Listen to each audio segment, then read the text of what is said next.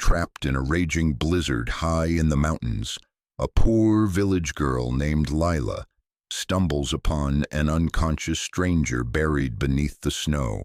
With no idea who he is and risking her own life, she drags him to safety in her crumbling cabin.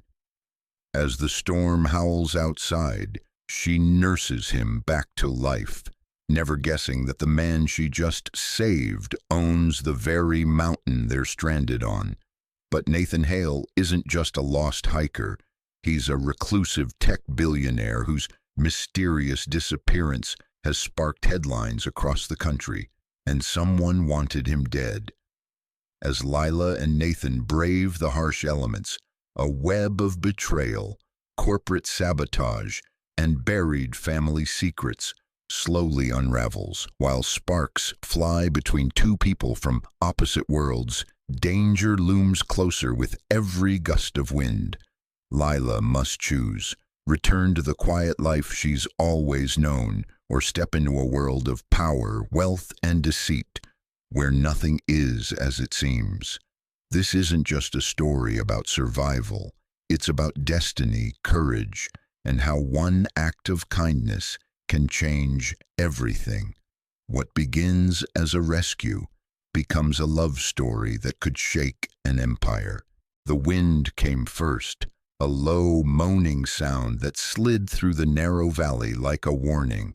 Then the snow began to fall, not gently like the flurries Lila had grown up with, but in thick, blinding sheets that swallowed the trees and turned the world white in minutes. Hollow Pines, her mountain village tucked deep in the Colorado wilderness, had faced storms before. But this one was different, angry, relentless, the kind of storm that closed roads, knocked out power, and reminded people just how small they really were. Most had the good sense to stay indoors, huddled close to their wood stoves. But not Lila. She had one last errand to run before the ridge closed off for good. Old Mrs. Cranston was out of firewood again, and even if Lila was barely scraping by herself, letting that stubborn old woman freeze just didn't sit right with her. So she layered up. 2 coats, 3 scarves, and the wool boots her mother had repaired more times than she could count. Her breath crystallized in the air as she pulled the sled loaded with chopped wood through the knee-high snow. It groaned under the weight, but she pushed on, determined and alone. The path to Cranston's cabin wound through a narrow corridor of pines, now buried beneath snowdrifts and fallen branches. The silence was absolute, except for the creak of ice and her own labored breathing. The storm had swallowed everything else. It took her nearly an hour, but she made it. The grateful old woman wept when Lila stacked the firewood by her door, then stuffed 2 bills into Lila's mittened hand. "Bless you, girl," she whispered. "You've got more heart than anyone in this town." Lila didn't argue.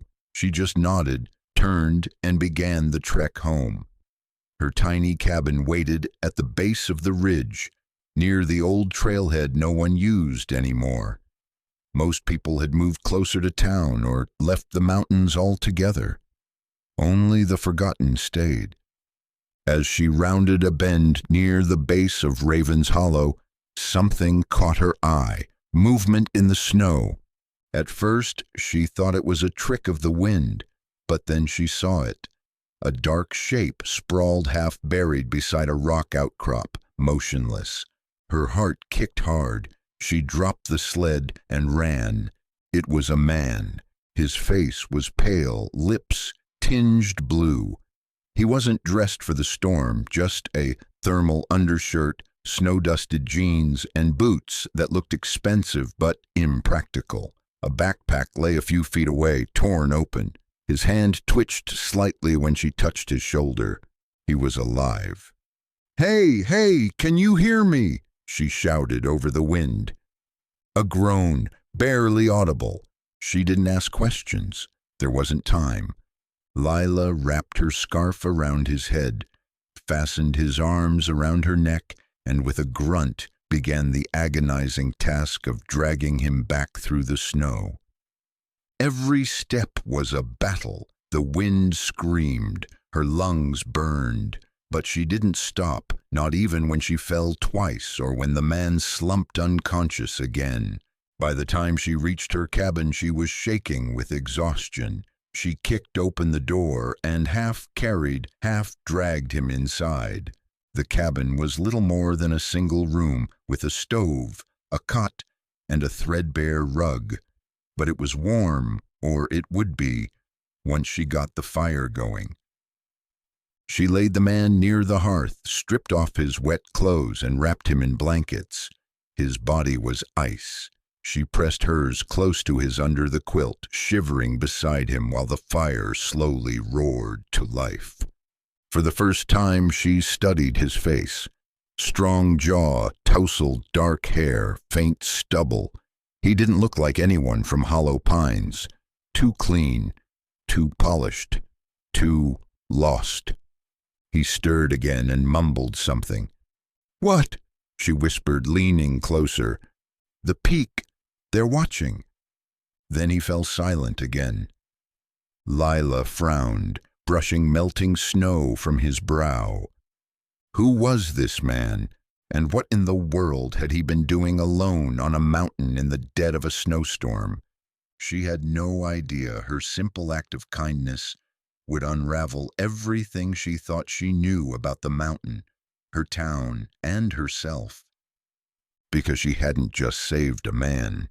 She had pulled the first thread of a story far bigger than either of them, and the storm was only just beginning. The wind screamed through the trees like a living thing, clawing at the cabin walls and rattling the window panes. Lila huddled by the fire, every so often glancing at the man on her floor. His skin was ghostly pale, and the frostbite on his fingers sent a shudder down her spine. She'd seen cold injuries before, none this bad. Her mind raced. Who was he? What was he doing so deep in the woods, alone and dressed like he'd come from a casual lunch in the city? There was no one to ask. Her cabin, nestled against the mountain's base, was nearly a mile from the nearest neighbor, and in this storm, that might as well have been 1,000. The roads would be closed. The snow would bury the valley for days, maybe weeks. Lila had always been self-reliant. She had to be. Orphaned at 16, she'd learned fast how to chop wood, fix a roof, and grow her own food. But this was different. She wasn't just keeping herself alive anymore. The man stirred again, his lips moving in faint whispers. She knelt beside him and leaned in. "Peak coordinates. Raven's Crest," he murmured. She stiffened. Those weren't the ramblings of someone lost on a hiking trip. They sounded like code, military maybe, or corporate. Was he a spy? Ridiculous, she told herself. But the doubt had been planted, and something about the way he clutched his torn backpack didn't sit right. Inside, she'd found a half-crushed phone, a high-end GPS tracker with a cracked screen, and a folder sealed in a waterproof pouch. She hadn't opened it yet. Instead, she made a stew from dried beans and the last of the root vegetables. As the scent filled the cabin, she caught herself wondering what her mother would have done. Then she smiled sadly. Her mother would have done the same thing. Save him first. Ask questions later. The storm raged on through the night, isolating them from the rest of the world. Alone in the white, Lila felt the mountain pressing in, not threatening exactly, but vast and watching. Something had shifted, and she knew this stranger was the reason. It wasn't until morning that the man finally opened his eyes. Lila had just stoked the fire when she felt it, a presence awake and alert. She turned and found piercing gray eyes locked on her. For a moment they simply stared at one another.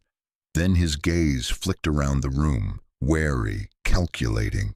"Where am I?" he rasped, voice dry and cracked.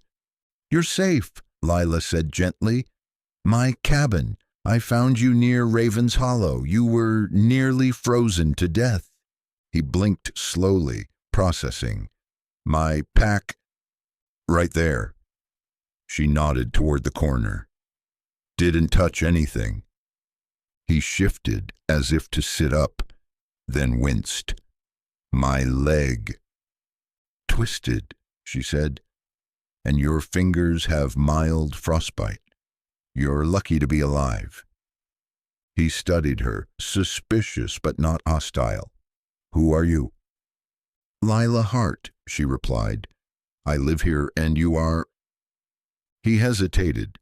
"Nathan." She waited, but he didn't offer a last name. "Just Nathan?" she asked, raising a brow. "For now," he said. She didn't press. Not yet. He tried again to sit up, more slowly this time. "How long have I been out?" "About 14 hours, she said. "Storm's still raging. You're not going anywhere." He grimaced. "I shouldn't have come alone." "Obviously," she muttered. "What were you even doing up there?" "I was—" He paused. "Surveying land. Got turned around."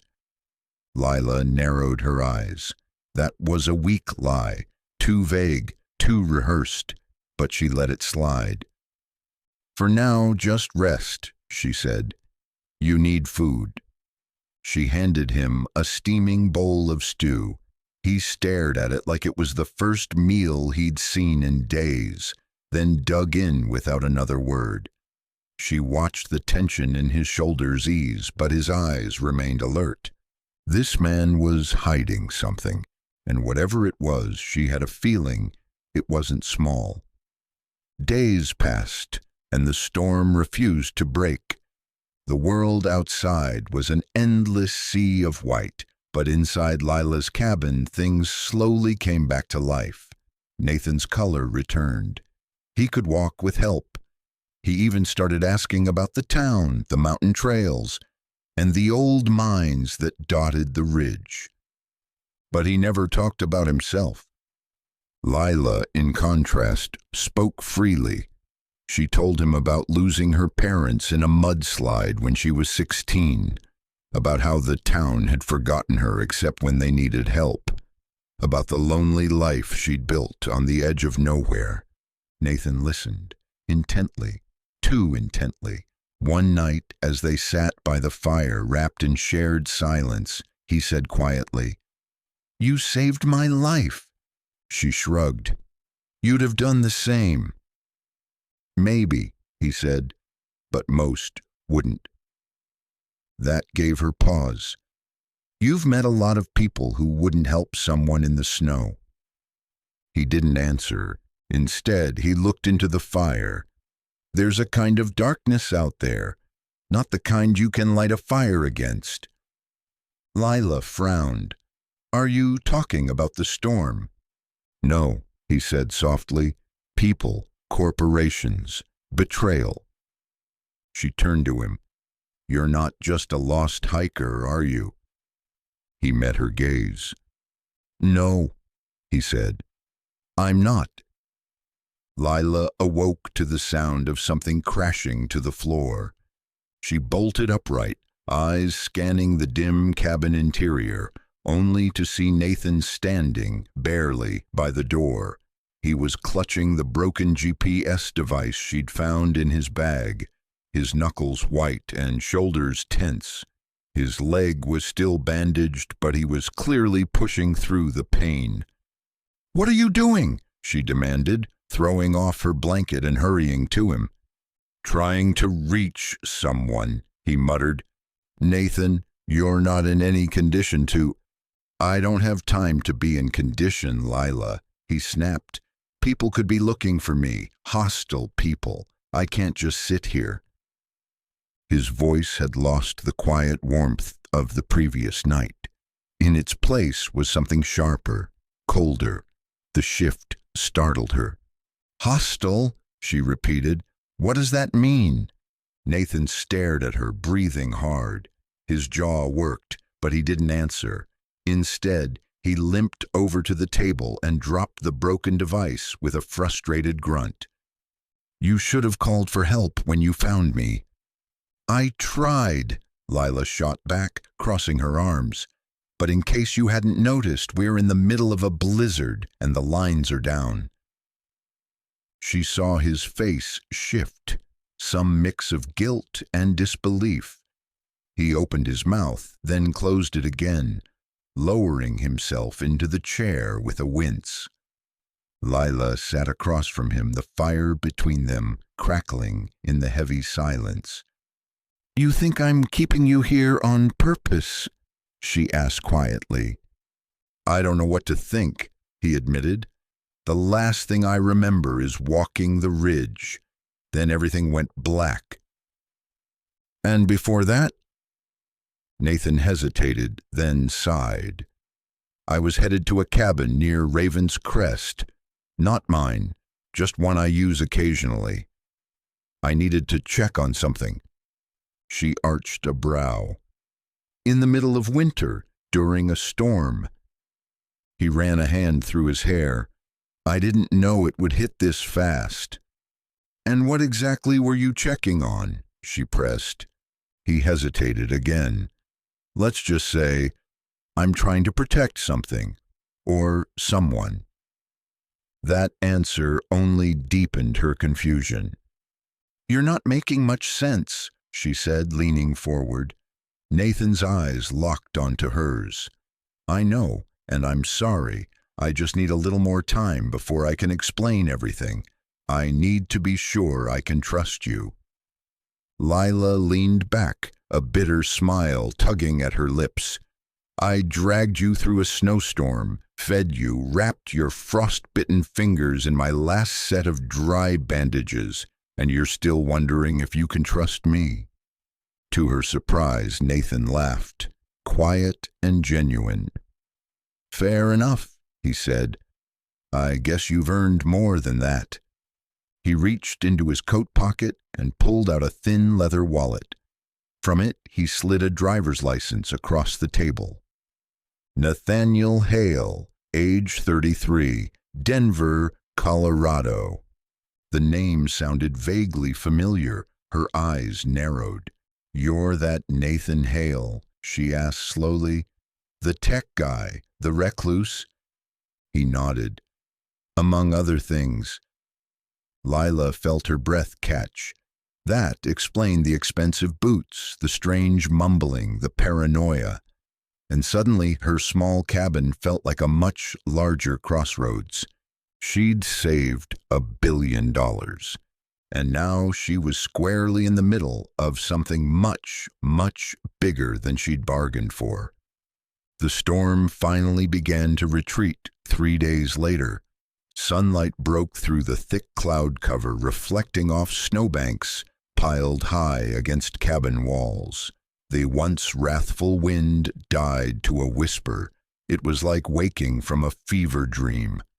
For Lila, it meant one thing. She could finally return to town for supplies and maybe answers. Nathan, still weak, insisted on staying behind. Too risky, he said when she offered to bring him. Someone might recognize me, and if they do, they'll ask questions. Yeah, she muttered, starting with why the town's poorest girl has a billionaire holed up in her cabin. He didn't laugh. With a promise to return quickly, Lila strapped on her snowshoes, packed a sled with essentials, and made her way down the winding trail into Hollow Pines. As she entered the village, familiar faces appeared behind frosted windows. People watched her like she was some rare creature emerging from hibernation. At Dawson's general store, she barely had time to kick the snow off her boots before Delilah Brewster leaned across the counter. Lila Hart, the older woman said with a grin, you alive out there? Barely, Lila said. Storm got bad. Bad enough you'd disappear for nearly a week? Delilah raised an eyebrow. Word is you weren't alone out there. Lila stiffened. Word from who? Delilah shrugged. People talk.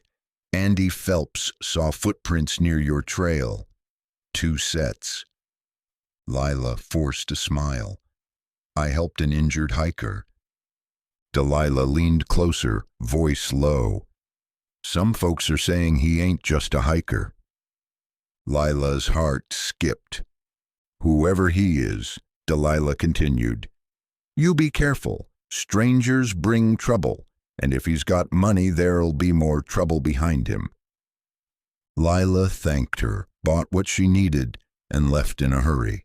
The air outside felt colder. Back at the cabin, Nathan was at the window when she returned. Everything okay?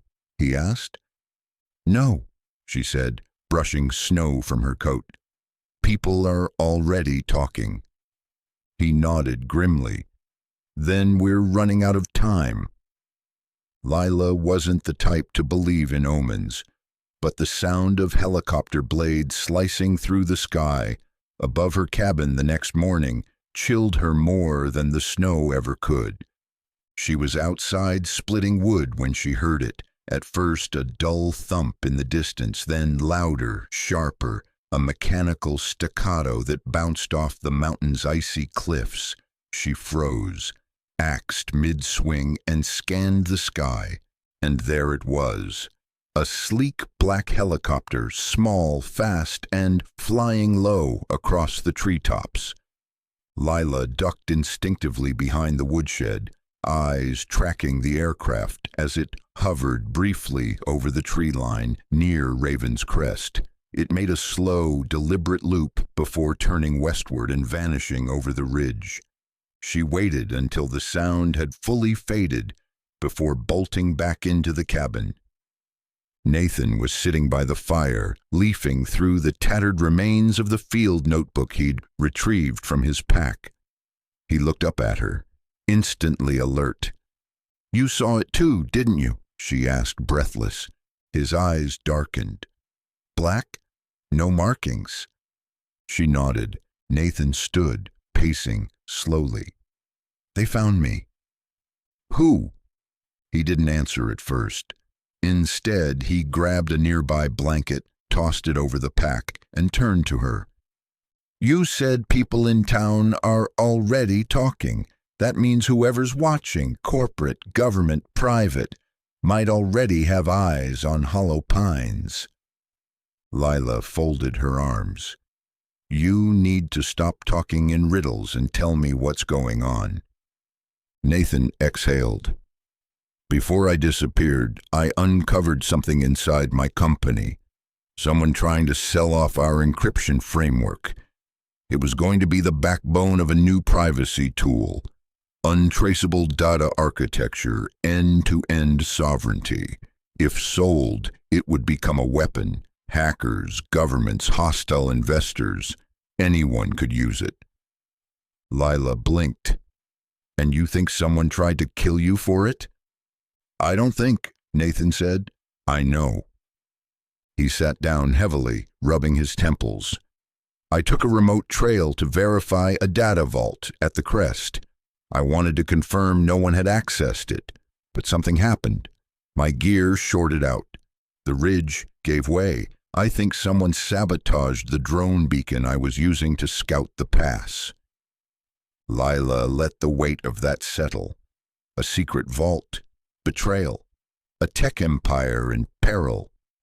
And here she was, a mountain girl with frozen beans and a patched roof, caught in the middle. Why not call for help? She asked. I don't know who to trust, not my board, not even my own security team. There's only one person I trust right now. He trailed off, eyes on her. Lila stared. Me? You saved my life, he said simply. Not because you wanted anything, just because it was the right thing. Her cheeks flushed with sudden heat. Well, You're a terrible patient, and your secrets aren't helping. Nathan actually laughed, a brief, dry sound that somehow softened the edge of the room. Fair point, he said. I'll do better. They spent the rest of the day quietly prepping the cabin, reinforcing doors, inventorying supplies. Lila tried not to feel like she was in a spy thriller, but every time she looked outside and imagined that black helicopter returning, her skin prickled with unease.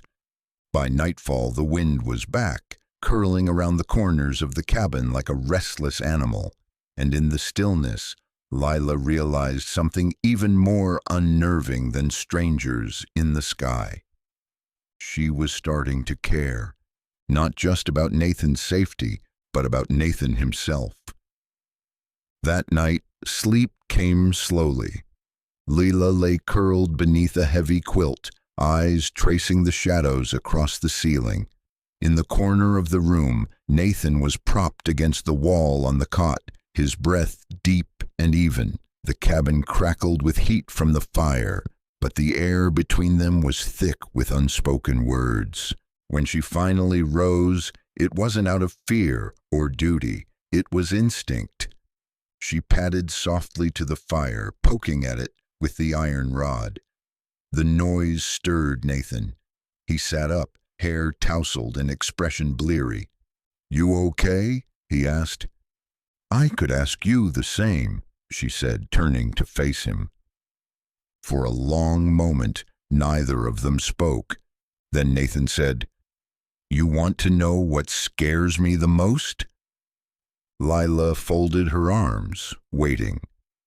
"It's not a data leak, not even dying on that mountain. It's how fast everything can fall apart, how fast people turn. One day they're on your board, drinking your wine, and the next, they're planting false footprints to make it look like you never existed." There was such rawness in his voice that it pulled something inside her tight. She sat across from him on the rug. "You built something important. People will try to steal that, but you're not alone now." He studied her.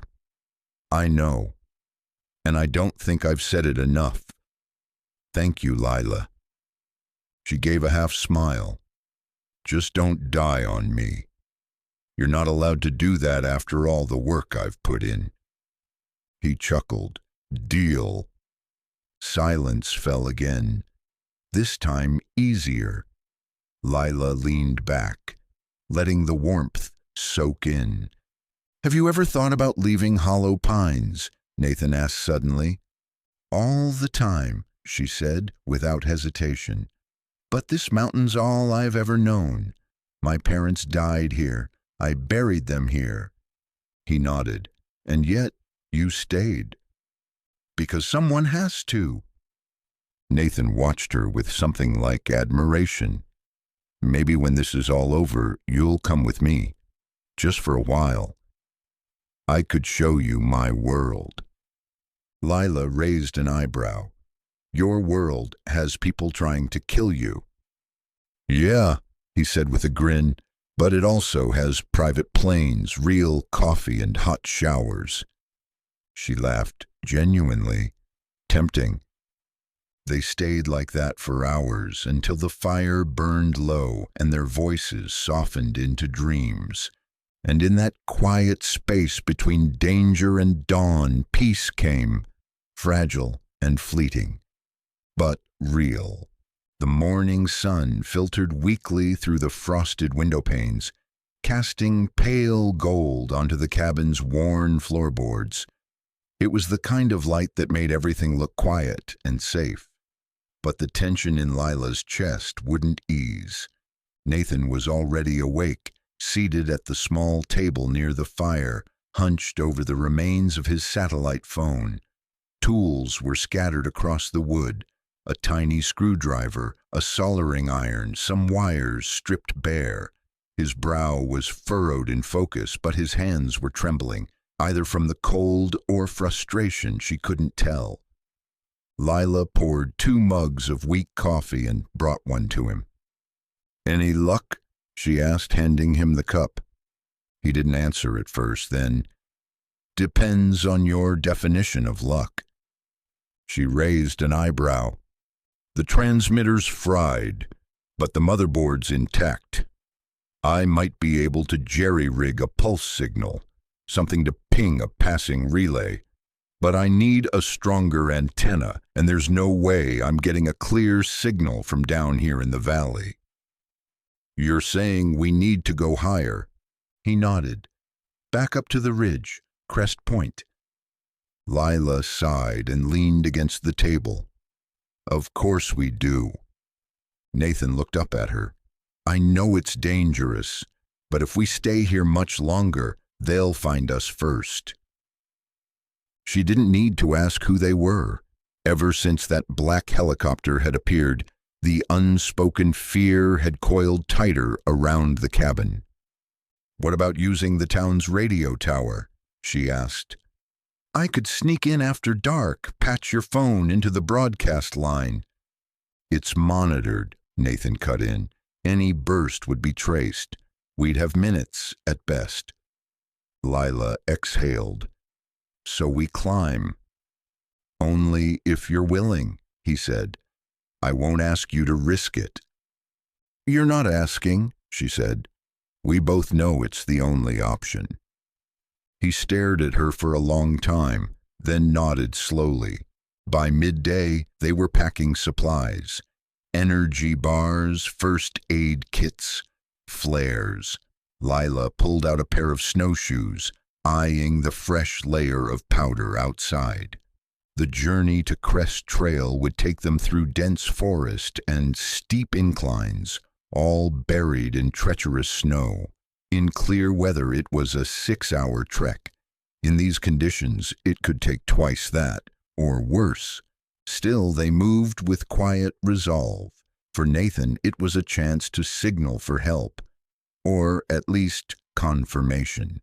For Lila, it was more than survival. It was a choice, to stand beside someone who had trusted her when he didn't have to. They left at dawn the next day. The cold bit at their skin with sharp teeth, and the wind returned like a long-forgotten threat. But they pressed on, side by side, toward the crest. The first few hours of the hike passed in silence, their breath forming clouds in the frigid air as snow crunched beneath their boots and snowshoes. Lila led, carving a careful path up the narrowing slope. The forest grew sparser the higher they climbed, pine trunks giving way to skeletal branches weighed down with ice. Nathan lagged slightly behind, his leg still weak, but he didn't complain. Every few minutes he'd pause to glance at his portable signal meter, still dead. "Elevation's not enough yet," he muttered once. "We need the outcropping near the ridge." Lila didn't respond. She was watching the sky, gray and low, thick with the promise of more snow. She didn't like the way the wind had shifted. It had that same keening tone she remembered from the last storm, a warning. "We need to pick up the pace," she said. They continued upward, each step harder than the last. The slope steepened and the snow grew deeper. Nathan stumbled more than once, catching himself on trees or sliding into drifts. Lila offered a hand when she could, silently impressed by his determination. It was nearly dusk when they reached the halfway mark, a small wind-swept plateau just before the final ascent. Lila scanned the landscape, noting the drop-off to their left. A fall from here would be fatal. Nathan collapsed against a boulder, pulling off his glove to check the meter. Still nothing. Lila crouched beside him. "We've got maybe an hour of light left." "I can make it," he said, breathing hard. She believed him, but barely. They pressed on, the last stretch brutal and narrow. The ridge loomed ahead like a jagged crown, its rocky face gleaming with frost. As they neared the final curve, Lila froze. Footprints, not theirs. Fresh ones leading up the trail. She signaled for Nathan to stop, then crouched to inspect the tracks. "Someone else came this way," she whispered. Nathan's face hardened. "Then they knew where I was headed." They followed the tracks cautiously, each step slower now. At the ridge's edge, the world opened up, a panoramic view of the valley below, glowing faintly in the dying light. But Lila's eyes weren't on the scenery. They were on the metallic glint just ahead, a small antenna array embedded into a rock formation, and a duffel bag half buried in the snow. Nathan knelt beside it, unzipping carefully. Inside, surveillance equipment, cables, a short-range drone disassembled, and a dossier. He flipped it open and stopped. "What is it?" Lila asked. Nathan turned the folder toward her. Inside were high-resolution photos of him, taken from different angles. One of them showed him walking through the snow. Another showed him unconscious, the exact moment she had found him. And another, grainy but clear, of her, dragging him through the storm. Lila's blood turned to ice. "They've been watching us the whole time," she whispered. Nathan nodded grimly. "We're not climbing to send a signal anymore," he said. "We're climbing straight into their trap." The wind screamed as it tore across the exposed ridgeline, a howling predator unbound by mercy or pause. Lila and Nathan crouched behind a boulder near the transmitter array, the snow whirling around them like angry ghosts. The photos they'd found burned in Lila's backpack, proof they were being hunted, not just watched. They had a choice to make: send the signal and risk being intercepted, or retreat and hope their enemies didn't close in first. "We're not going to get another chance," Nathan said, his voice barely audible over the gale. Lila nodded grimly. "Let's do it fast." They worked together in silence. Nathan connected the salvaged transmitter from his pack to the ridge-mounted antenna while Lila watched their flanks. Every gust of wind made her heart stutter, every shadow a threat. "Signal ready," he said. "This will send a compressed ping to my private satellite relay. If the relay's still online, we'll get an automated reply in 60 seconds. Then what? Then we hope the helicopter that shows up is ours." The transmitter blinked, once, twice, then steady. They waited 30 seconds. A rustle behind them. Lila turned and saw movement, a shadow slipping between rocks. She shouted just as a figure lunged out of the snow. "Get down!" Nathan ducked, and the snow beside him exploded as a suppressed shot whizzed past. Lila dove and fired the flare gun she carried, the bright red streak arcing into the sky. The sudden light disoriented their attacker, just long enough for Nathan to grab a rock and throw it. The figure retreated with a grunt, disappearing into the storm. More shadows followed. "We've got to move," Lila screamed. They yanked the transmitter out and ran, down the slope, back the way they'd come, feet slipping on ice and lungs burning. Bullets bit into snow around them, but none found their mark. When they finally reached a narrow crevice where the trail dropped steeply, Nathan turned to her. "We jump! You're insane!" "It's the only way down. We'll land in powder." He didn't wait. He leapt. Lila cursed and followed. They hit the snow hard, tumbling down the drift until they landed in a heap, alive. Above them, the ridge burned red from the flare. Their message had been sent, But now someone knew exactly where they were, and they wouldn't be far behind. They didn't stop running until dusk painted the snow in bruised shades of purple and blue. Finally, Nathan signaled a halt near a frozen creek, panting, his face pale beneath his beard stubble. "We can't go back to your cabin," he said. "It's too exposed." "You have another plan?" Lila asked. Nathan hesitated. "Yeah, but it's going to take you somewhere unexpected." They followed the creek downstream, winding between cliffs and thickets. After a steep incline, Nathan knelt and brushed snow from a slab of stone, revealing a steel panel with a keypad. Lila blinked. "What is that?" "Emergency access tunnel. It leads to one of my private lodges, a security bunker, technically."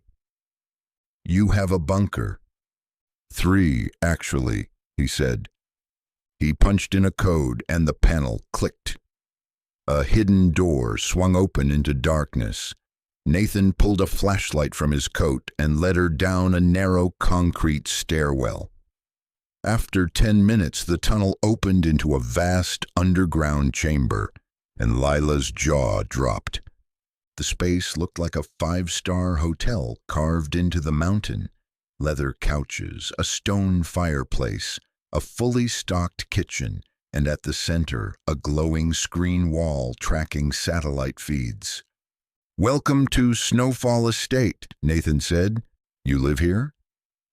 "Sometimes," he replied. "It's a security precaution, but it's also home when I need to disappear." Lila sank onto one of the plush chairs, overwhelmed. The rich smell of cedar and the hum of hidden generators made her dizzy. "I don't even have indoor plumbing," she murmured. Nathan handed her a warm blanket. "You do now." Lila explored the estate like someone in a dream. Each room revealed more luxury, a sauna, a personal library, a surveillance center that rivaled anything she'd seen in the movies. And it wasn't cold. Every vent blew a gentle wave of mountain-warmed air. She was still trying to grasp how deep Nathan's world went, and how little she knew about it. While she explored, Nathan got to work. He used the security room to access the relay from the antenna. The signal had reached the satellite. That meant one thing: reinforcements would come. But not all reinforcements were friends. Lila joined him, sipping real coffee from a porcelain mug. "Why didn't you tell me this place existed?" she asked. "I didn't think we'd need it." "You don't think a lodge with a panic room and satellite comms might have come in handy a bit sooner?" Nathan gave a sheepish grin. "Fair point." He showed her a map. The main surveillance node was breached. That's how they found us. Someone in my company gave coordinates. "Do you know who?" "I have a list," he said, "but no proof. Not yet." Lila crossed her arms. "Then we find proof." Nathan looked at her. Really looked at her. "You're not just helping out anymore, are you?" "No," she said. "I'm in this now. Fully." That night, Nathan opened up in a way he hadn't before. He sat by the fire, gaze distant, drink in hand. "I wasn't always like this," he said. "We were normal, my family, just mountain folks. Until my dad invented a voice encryption protocol. It blew up contracts, patents, money, and with that came pressure. My parents handled it okay. I didn't." Lila listened quietly. "After they died in a plane crash, supposedly weather-related, I started looking closer. Turns out there were anomalies, flight data, weather reports, tower signals. Nothing matched. I was 17, and suddenly I was the heir to something worth billions." "And you think it wasn't an accident?" I know it wasn't, he said. Lila stared into the fire. And you built all this to protect yourself? To make sure no one could ever control me again. There was a long silence. Then Lila said, "That's why you were alone on that ridge." He nodded. "I wasn't running," he said. "I was looking for the truth." The next morning, Nathan woke to a sharp alarm. Someone had breached the perimeter. Lila was already up, watching the monitors. A figure moved through the trees, just beyond the outer ridge. Deliberate, slow, armed. Nathan zoomed the feed and froze. "Marcus Dale," he growled. "Who?" "My COO, second in command. He just filed a motion to claim power of attorney, assuming I was dead." Lila stared.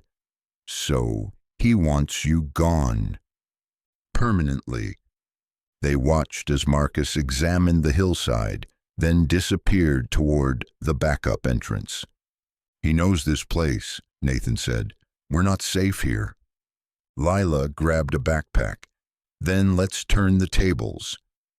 The storm outside was relentless, but inside the Snowfall estate, a different kind of intensity filled the air. After confirming Marcus Dale's presence on the mountain, Nathan had locked down all access points. Surveillance feeds cycled every few seconds on the big wall display, but the real tension was between him and Lila. They had barely spoken in hours, not because they were angry, but because they didn't know how to say what they were thinking. Nathan sat at the security console, running through background checks, system diagnostics, and movement heat maps. Lila stood nearby, arms crossed, staring at one of the camera feeds that showed Marcus pacing in the snow, frustrated, trying different routes to breach the estate. "He'll keep trying," she finally said. Nathan didn't respond. His jaw was tight, eyes bloodshot from fatigue. He knows the estate's layout. He was here 3 years ago during a staff retreat. He probably remembers the ventilation grid.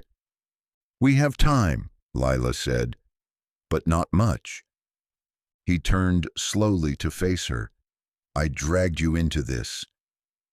"You didn't drag me," she corrected. "I chose this, and I'd do it again." That made him pause.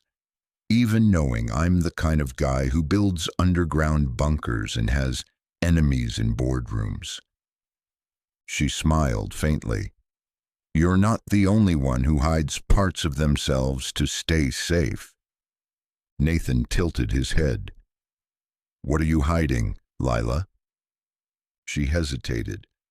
"I've never had anyone look at me and see anything more than a poor girl from a dying town. But you did."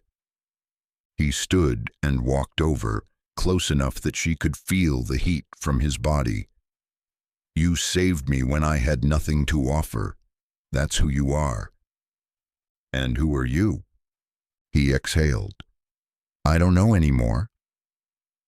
She reached for his hand, gently curling her fingers around his. "You're the man standing in front of me," she whispered, "alive. That's enough." The moment hung between them like suspended breath. Then Nathan leaned forward, gently brushing his lips against hers.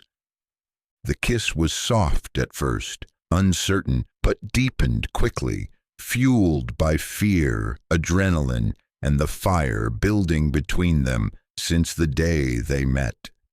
When they pulled away, Lila rested her forehead against his. "We'll make it through this," she said. "Together." They stayed in the warmth of the control room for hours, huddled beneath a blanket, watching the monitors. It was almost peaceful until the estate's secure server pinged. Nathan bolted upright.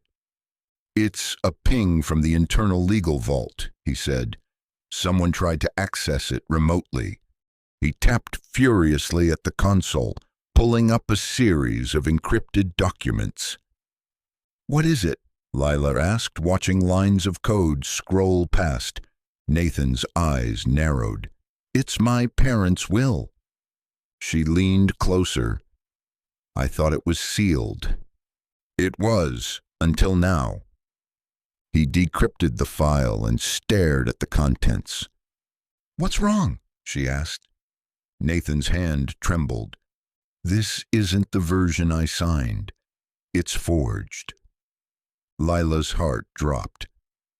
"What does it say?" "That in the event of my death, control of the company passes to the senior board, specifically to Marcus Dale and—" He stopped. "And my mother's old friend, Vivian Ralston. She was executor of the original trust." Lila frowned. "You think she's involved?"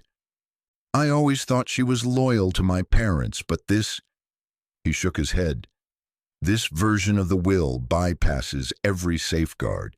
It was uploaded 6 weeks ago, right before I left for the mountain." Lila put the pieces together. "So if you died in that storm—" "They'd have full control," Nathan finished, "and no one would question it." "Who else knows?" "Maybe no one," he said. "But if Marcus went through all this trouble, someone else is pulling strings too." They stared at the flickering documents, realizing the conspiracy went deeper than they'd imagined. Determined to find evidence, Nathan accessed the estate's off-grid storage drive. Among the files were security feeds from a trail cam near the North Ridge, recorded the day before Lila found him. They watched in silence, Nathan hiking toward the crest, a figure following him at a distance. Lila leaned in. Pause. Zoom in. The grainy image cleared enough to reveal a familiar silhouette, Marcus in the same jacket he now wore outside. "He was stalking you," she whispered. Nathan continued scrubbing through the footage. A few frames later, the trail shifted. Nathan stepped on a rock near a snow-covered edge. Then the image glitched as he fell out of frame. "What happened there?" "Motion sensor interference," Nathan said. "But it's clear enough. He led me into a trap." "There's your proof." "Not quite. We need sound. Timestamp metadata." Lila pulled up the corresponding audio log and synced it. They listened. Marcus's voice, faint but clear. "If he doesn't make it out, we move forward. Everything's in place." Nathan slumped back. "This isn't just a betrayal. It's premeditated." Lila squeezed his hand. "Then we use it. Expose them all." The plan took shape quickly. "We need to get this footage to someone on the outside," Nathan said. "Someone I trust." "Who?" Lila asked. "Haley Quinn, investigative journalist. She owes me a favor. If she gets this, it'll go public before they can bury it." "But how do we reach her?" Nathan pulled up a weather satellite chart. "Tomorrow there's a break in the storm, a 2-hour window to reach the old ranger station on Ember Pass. From there, we can use the emergency tower." Lila checked supplies. "We'll have to move light." "Just the essentials," Nathan agreed. They packed data drives, ration bars, thermal blankets, and flare rounds. Then they disabled all automated systems, erasing their trail. "Marcus will breach the estate tomorrow," Nathan said, "but by then we'll be ghosts." That night they barely slept, anxious, ready. At dawn they slipped out through the tunnel, under the eastern ridge. The wind had calmed. The snow glittered under pale light. They moved swiftly, skirting tree lines, ducking behind rocks. At one point Lila stopped and looked back. The estate was hidden now, buried in ice and shadow. She turned and followed Nathan toward the pass, toward freedom. The ranger station loomed ahead, silent, weather-beaten, half buried in snow. Lila and Nathan approached cautiously, weapons drawn. Nathan found the side door and pried it open. Inside, the place was cold and dusty, but intact. Signal equipment should still be functional, Nathan said. Lila activated the generator while he connected the uplink. The power surged to life with a sputter. Nathan launched the drive. Sending everything, he muttered, encrypted burst to Haley's secure inbox. Lila checked the perimeter. Then they heard it. Footsteps crunching outside. They ducked low. The door burst open. Marcus stood in the frame, gun raised. "I really hoped the mountain had done the job," he said. Nathan stood slowly. "Why?" "Because you were getting in the way," Marcus snapped. "Always second-guessing, always watching." "I built this company," Nathan growled, "and you almost lost it because of your precious ideals." Before Marcus could react, Lila fired a flare. It hit the ceiling, exploding into blinding red light. Marcus stumbled. Nathan lunged. They fought. Grunts, blows, wood shattering. Lila tackled Marcus from behind, disarming him. By the time the flare fizzled, Nathan was pinning Marcus to the ground. Outside, a new sound echoed. Rotor blades. Lila looked up and smiled. Reinforcements. The helicopter touched down with a blast of snow and roaring wind, sending flakes spiraling through the clearing like sparks. A pair of armed security agents disembarked first, scanning the area with precision. Then a tall, sharp-eyed woman stepped out, her long coat billowing behind her. "Haley Quinn," she called out. "Nathan." Nathan emerged from the station's broken doorway, dusting off his coat, Lila right behind him. Haley crossed the snowy space in a few long strides and threw her arms around him. "You look like hell." Nathan managed a tired laugh. "You should see the other guy." She glanced past him to the shackled, unconscious figure of Marcus Dale, being tied down by the guards. Haley raised an eyebrow. "Did you really just take down your COO in a ranger cabin?" "With help," Nathan said, gesturing to Lila. Haley turned to her, extending a gloved hand.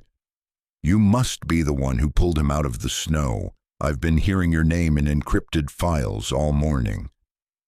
Lila hesitated, unsure what to say. "Nice to meet you," she managed. Haley smiled. "Let's get you two warm. You've got a media storm coming." The next 48 hours were a blur. Lila found herself in Denver, standing in the penthouse suite of a luxury hotel, with floor-to-ceiling windows overlooking the skyline. She was wearing borrowed clothes, soft, elegant, expensive. Nathan had insisted she come with him. "Just for a few days," he said. "Then we figure out where to go from here." The press descended like hawks. Headlines flooded news channels. Tech CEO survives assassination attempt. Billionaire found in snowstorm by unknown local. Corporate coup foiled by mountain rescue. Lila watched it all with numb disbelief. Nathan barely slept. Between interviews, legal reviews, and board meetings, he operated like a machine. But when he returned to the suite each night, it was Lila who grounded him. Cups of tea, whispered encouragement, a quiet presence when the world roared too loud. One night he sat beside her on the massive couch and murmured, "I haven't felt safe in a long time. Not until I met you." Lila looked out at the stars beyond the glass. "This is your world," she said, "but the mountain, that's mine." Nathan reached for her hand. "Then let's build something between them." They returned to the mountain sooner than expected. Nathan wanted to oversee the reconstruction of Snowfall Estate, but mostly he wanted space. Space to think, to heal, to be away from cameras and questions. He invited Lila to stay with him at the upper lodge, a smaller retreat not far from the old cabin. It was quiet, peaceful, but the peace didn't last. One morning, Lila woke early to prepare breakfast. She found Nathan already at the table, looking pale, sweating. "You okay?" she asked, rushing to him. He nodded weakly. "Just stomach cramps." 10 minutes later, he was doubled over, barely able to move. She called the estate medic, who arrived by snowmobile. After a quick examination and some lab tests, the man frowned. He was poisoned. Lila's stomach dropped. "Poisoned?" "Trace amounts of digoxin in the oats," the medic said. "Not lethal, but enough to knock him down hard. Someone either didn't finish the job or wanted to send a message." Nathan gritted his teeth. "Check the supply drop manifest." Lila was already ahead of him, pulling up the log on her tablet. One delivery 2 days ago, unauthorized. The supplier's name was a shell company. "Someone slipped it into our pantry," she whispered. Nathan looked up at her, face drawn but eyes furious. "They're still trying to silence me." They doubled security. Drones patrolled the woods. No one was allowed up the slope without a biometric ID. But fear lingered. Lila didn't sleep well. She kept a flashlight by her bed, a flare gun under her coat, and a silent determination to protect Nathan no matter what. Her instincts were right. One night she awoke to a strange sound, metal creaking. She bolted upright. Then a crash echoed through the lodge. She grabbed the flare and ran. In the hall, shadows danced wildly, glass shattered. She rounded the corner and found Nathan on the floor, bleeding from a head wound. Above him stood a masked figure, knife in hand. Without thinking, she fired the flare. It hit the attacker square in the chest, exploding with brilliant red light. The scream was sharp and high. The figure flailed, caught fire briefly, and dove out the window. Lila dropped beside Nathan. "You're okay. You're okay." He blinked through blood. "That's twice now you've saved me. You really need to stop needing that." The security team arrived minutes later. They found blood trails leading into the woods, but the attacker was gone. The message, however, was clear. The war wasn't over. Back in Hollow Pines, the story was different. Rumors spread fast. Lila returned one afternoon to check on Mrs. Cranston, only to be swarmed by curious villagers. "You really rescued that man out of the snow?" one asked. "Heard he's royalty from California," another said. "Thought you'd be moving to the city," someone muttered bitterly. She ignored the noise and climbed the ridge path to her old cabin, now locked and mostly snowed in. It felt like a relic, small, weather-beaten, but honest. She smiled sadly. Nathan arrived later that evening after escorting Marcus to federal custody in person. "They're whispering," she said as he approached. "Let them," he replied. "Whispers don't carry when we build something stronger." Together they hiked down to the village square and met with the mayor. Nathan proposed something that silenced the town, a community foundation funded by his company to support local jobs, schools, and infrastructure. He called it the Hollow Pines Renewal Initiative. Lila saw jaws drop, and for the first time, she didn't feel like a visitor in her own town. She felt like a founder. 2 weeks later, Nathan walked into the main boardroom of Hale Technologies. Lila was by his side, wearing a blazer over her mountain flannel. Haley flanked them, press badge in hand. The board members, men and women who had doubted, betrayed, and tried to replace Nathan, looked stunned. He walked to the head of the table, plugged in the drive, and played the surveillance footage of Marcus's ambush, the false will, and the poisoning. When it ended, silence fell like a dropped curtain. "I have evidence, testimony, and 2 federal agents ready to arrest anyone complicit," Nathan said. "Resign now or be removed publicly." Several board members stood immediately. Others hesitated. Lila watched it all with a quiet sense of awe. She had seen Nathan broken, bleeding, lost in the snow. Now he stood like a mountain himself, unshakable. When it was over, half the board was gone. The rest, loyal at last. Outside, cameras flashed as reporters surrounded them. "Mr. Hale, is it true you were saved by a mountain girl?" Nathan smiled. "No," he said, pulling Lila close. "I was saved by my mountain girl." And this time, the whole world heard it. By the time the dust settled from the boardroom coup, Nathan Hale was no longer just a billionaire CEO. He was a symbol. Media outlets across the world hailed his survival story as a testament to human resilience, grit, and the unexpected heroism of a forgotten mountain girl. Lila, of course, hated it. The news twisted everything. They called her the Snowstorm sweetheart, the guardian of the frozen air, even the wildflower from Hollow Pines. Paparazzi tried to photograph her grocery shopping. Bloggers speculated on her past, painting her as some kind of rustic Cinderella. One morning she threw down a magazine with her face on the cover and groaned. "They make it sound like I rescued you on a unicorn," she said. Nathan chuckled from the kitchen, pouring coffee into a handmade mug she'd given him. "I think they're jealous," he said. "You saved my life and didn't ask for anything in return. That kind of story scares people." She stared out the window of their mountain lodge, the newer one halfway between Hollow Pines and the ridge.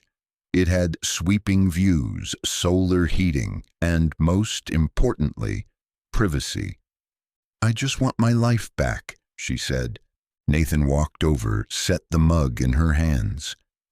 "You don't get your old life back," he said softly, "but maybe we can build you a better one." Nathan had faced down death, betrayal, and hostile corporate takeovers, but planning a proposal, that was a new kind of terrifying. He wanted it to be perfect, not flashy. Lila hated flashy, but meaningful, something that felt like home. And so, with the help of Haley and a few trusted friends, he began designing a plan behind Lila's back. The idea came to him while watching her tend to a rescued snow fox near their lodge. "This is where she belongs," he told Haley. "Not in boardrooms or gala dinners. Here, with life, with the mountain." And so the plan was simple. A sunrise hike to Raven's Crest, the very place they had nearly died together, except this time there would be no danger. Only a small wooden platform, a table set for 2, and a single velvet box. On the morning of the proposal, Nathan made breakfast quietly, his hands shaking. Lila blinked at him suspiciously over her mug. "You're being weird," she said. "Just enjoying the day," he replied too fast. She raised an eyebrow. He led her up the trail just after 5 a.m., the pre-dawn chill biting at their coats. As they rounded the final bend, the sun created the horizon, and the mountaintop changed. Lila gasped. Fairy lights twinkled on pine branches. A rustic table sat near the overlook, steaming coffee already poured, and Nathan turned to her, heart in his throat. "Lila Hart," he said, dropping to one knee. "I survived the coldest night of my life because of you. You didn't just save my life, you became it. Will you marry me?" Her eyes filled instantly. "Yes," she whispered. "Yes." In the days following the proposal, Nathan surprised Lila again, but this time with papers. He handed her a thick folder bound in soft leather. Her name was embossed on the cover. "What is this?" she asked. "A deed," he said, "to half of Snowfall Estate and the rights to the lower ridge." She gaped at him. "Nathan, I can't." "Yes, you can," he said. "You built this with me. You made this mountain feel like home again." She opened the folder, trembling. It was all real. Every signature, every notarized page. She wasn't just marrying a man. She was becoming co-owner of the place that had shaped her. Nathan continued, "And it's not just symbolic. I want you involved. In every decision, this is ours." That night they toasted with cider beneath the stars, her hand resting over the documents. She wasn't just a girl from Hollow Pines anymore. She was a guardian of something greater. Winter began to melt into spring, and with it came plans. Big ones. Lila sat at a long table with Nathan, Haley, and several architects looking over blueprints. The idea had started as a whisper. What if they turned part of the estate into something more? Now it was real. The Snowfall Institute for Wilderness Education and Rescue. A school and safe haven for orphaned, neglected, and underserved youth. A place where they could learn survival, environmental science, resilience, and find a home like Lila had. "We'll start small," Lila said. 10 kids in the first year, maybe 20 by year 2.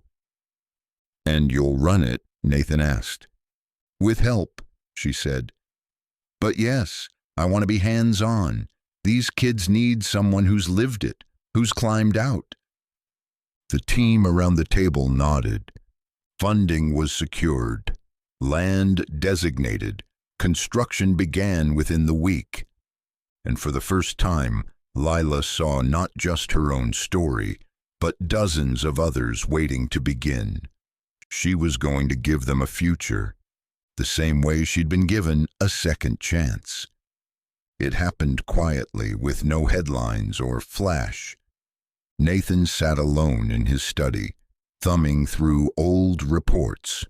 One file, long forgotten, contained raw footage from an old weather drone near the crash site that killed his parents. He almost skipped it, but a blip caught his eye. He zoomed in. A shadow, a device, a brief flash of interference on the wing. His breath caught. He forwarded it to a trusted technician. The reply came hours later. "That's not weather interference. That's a signal jammer." And just like that, everything clicked. The crash hadn't just been sabotage. It had been an execution, a contract hit. Nathan showed Lila that night, his hands shaking. "Marcus didn't work alone," he said. "This goes back further, to the people who started all of this." Lila wrapped her arms around him. "We'll find them," she said, "one storm at a time." Outside, the last snow of winter fell in soft spirals, quiet, persistent. But in the warm light of the lodge, the past no longer held them prisoner. It only made them stronger. Life had changed quickly, too quickly, Lila sometimes thought. 1 month she'd been hauling firewood through a blizzard. Now she was co-owner of a mountain estate, director of a wilderness academy, and engaged to one of the most powerful tech figures in the country. And yet, something tugged at her when she visited her old cabin. She stood there one evening, hands deep in her coat pockets, gazing at the weathered door. Memories drifted like ghosts, her mother braiding her hair by the stove, her father's voice telling her to trust the mountain. Nathan had offered her the world, but the cabin reminded her of who she was before anyone knew her name. She spent the night there alone, staring at the stars through the cracked roof. In the morning, Nathan found her boiling snow for tea over a fire outside. "You disappeared," he said gently. "Needed time." He didn't press. "I've been offered speaking gigs, book deals, TV interviews." She trailed off. "But all I want is to build something real, something grounded." Nathan crouched beside her. "Then say no. You don't owe the world your story. Only yourself." She smiled, kissed his cheek. "I choose this. I choose you. I chose the mountain." The forecast didn't lie. A massive snowstorm swept over Hollow Pines, the worst since the one that nearly killed Nathan. But this time things were different. This time, the mountain had Lila. She woke at dawn to radio chatter, a school bus trapped near the Old North Trail, 12 children and a driver stranded without heat. Without hesitation, Lila activated the snowfall rescue protocol she'd helped write. Within 20 minutes, a team was suited, equipped, and loaded on snowmobiles. Nathan watched her coordinate it all from the lodge, clear-headed, calm, and commanding. "She's a force," Haley said beside him. "She is the mountain," he replied. Lila reached the bus an hour later. The wind was vicious, the snow disorienting. But she led the rescue team through blinding drifts, found the bus half buried, and helped each child into thermal blankets.